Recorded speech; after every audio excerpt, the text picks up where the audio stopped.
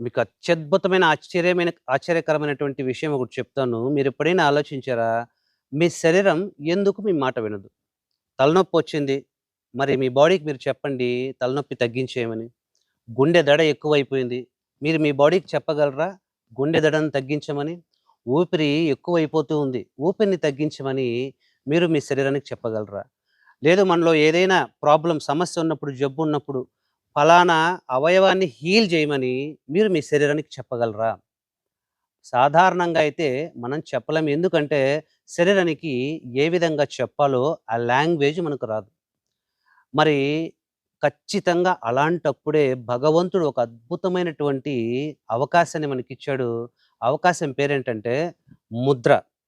అంటే ఈ ముద్రల ద్వారా ప్రాణశక్తి ఏ శరీరంలో ఏ వైపుకు ప్రవహించాలో ఈ ముద్రల ద్వారా మనం కంట్రోల్ చేయొచ్చు. మనం శరీరంలో 72,000 ప్రాణనాడులున్నాయి.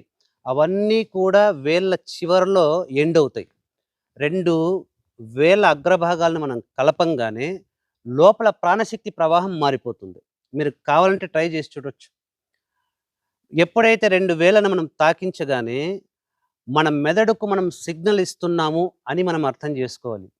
అప్పుడు ఆ యొక్క సిగ్నల్‌ని మెదడు అర్థం చేసుకొని, ప్రాణశక్తిని ఏ వైపుకు ప్రవహించాలో, ఏ అవయవానికి పంపించి హీల్ చేయాలో మెదడు డిసైడ్ చేస్తుంది.